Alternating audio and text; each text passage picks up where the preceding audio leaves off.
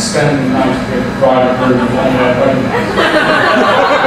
Aware of that, okay?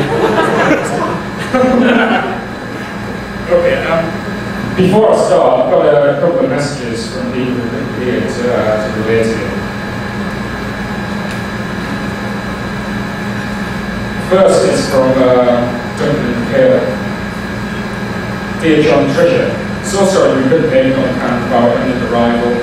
Hope the weather went perfectly. It's been a terrific day. Looking forward to seeing you both soon as newlyweds. Best wishes for you both. Have a great time in Mexico. We'll be raising a glass or two to you on the day. Good to all, and especially the newly married couple. That's from Duncan and Kayla. They didn't say what the imminent arrival was, but I can clarify that it's a new garden shed. The couple's got a pretty heavy weekend of DIY to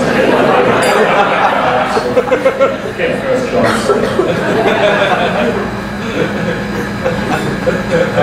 The next one is a postcard from Thailand, the island of Phuket. John, how did you do this? Did our week together mean nothing?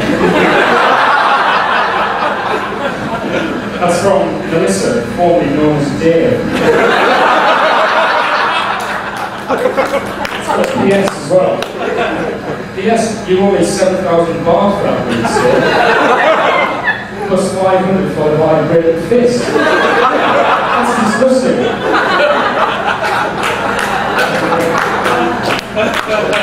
Right. Now back onto Jonathan Allen Lamaya Cobb. I'm going to tell you a story about how John Cobb saved my life. We were down at the river at college one day, rowing and generally puttering about. I got into difficulty in the river and I started to drown. So that's my last breath. I called to our hero on the back of the help. He replied, do you mind if I take my trousers off? So I continued drowning slowly while he takes his trousers off, even more slowly.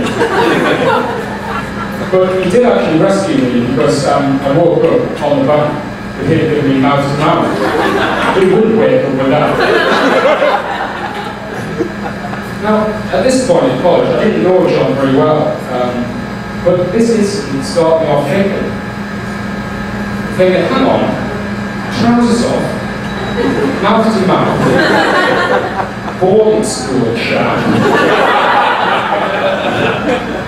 called Lamaya, that's a bit funny, what's going on here? Anyway, after a couple more years of college, we realised that John wasn't actually gay. Although he might as well have been given the number of girls he managed to pull.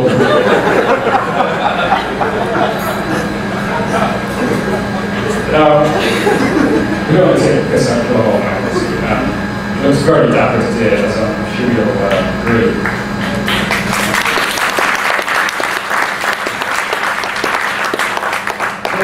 He hasn't always dressed like Clark Kent with a curly mop on his head.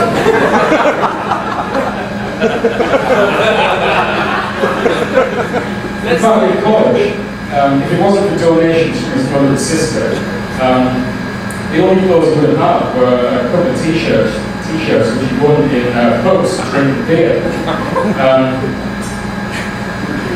On his statue, we dressed him up as an American tourist. Unfortunately, nobody could tell the difference. And, no offense to you Americans here tonight, you're all absolutely splendid.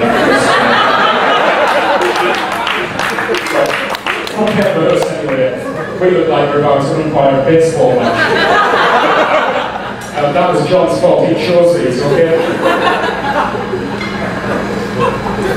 Now, we haven't mentioned John's singing voice yet.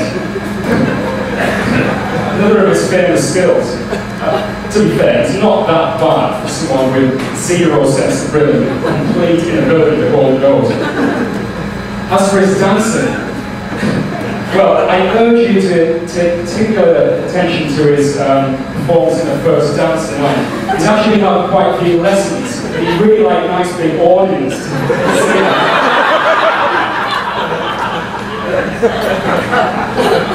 Now, we've heard about John's sense of chivalry already, and how sometimes it's been to his detriment. Of course, you know, holding the doors open for girls and all that stuff is absolutely fine. But insisting that girls just want to be friends, despite them ripping their clothes off and jumping in the bed with you. What are you doing, man? You better take your clothes off as well. So, with so little success with English women, John decided to escape to the States, where he hoped to capitalise a bit better on that Hugh Grant accent of his. But unfortunately, the Texan girls just thought he was doing a bad impression of Austin Powers.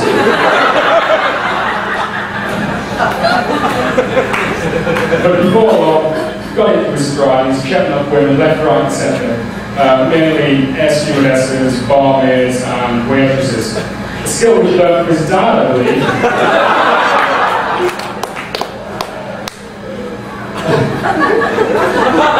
Yeah, I'm not sure what's going on here, but obviously this photo was taken before he learned that particular skill. What do you say to this waitress, John?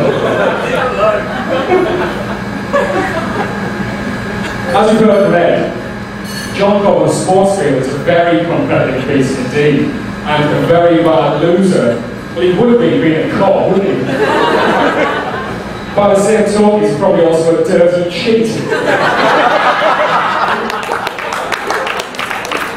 Obviously, I can't speak for all the cops there, well, not quite anyway. I'm thinking particularly of Nigel.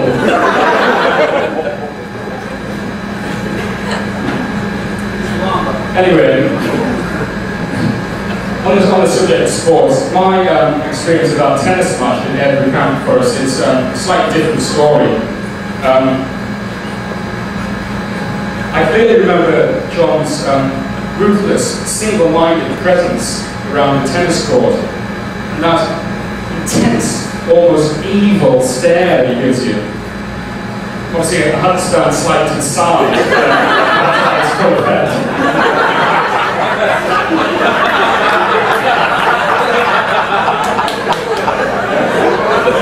Anyway, he did beat me, so not very good. So I too retreated to the back of the court, safe the knowledge that Ed was still a virgin as well.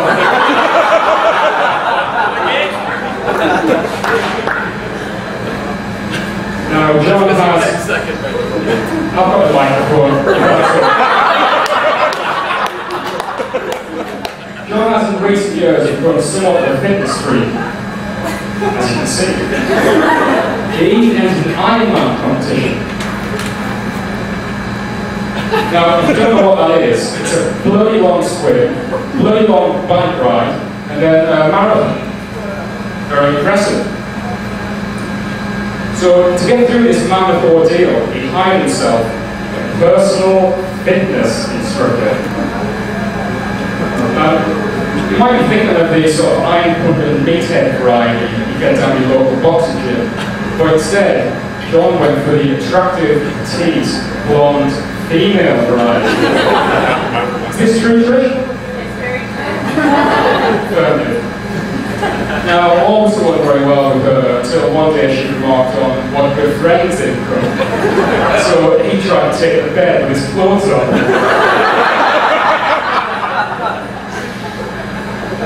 Well, I have to admit that one of these stories is actually made up. One about him winning the prize for drinking beers with big clothes.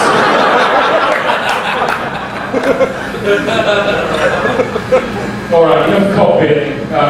It's been a long day for him. We should let him have some fun. Unfortunately, neither of our speeches does John any justice whatsoever. He's actually a really top bloke. But I'd like to say in front of you all what a great friend John's been to me. A really true, loyal friend, the best you can have. And John, I'd like to thank you for that in front of everyone tonight. And I would also personally like to wish you and Trish the very best together, all the happiness that there is in the world in your future lives together. So ladies and gentlemen, will you please join me now in raising your glasses to John and Trish.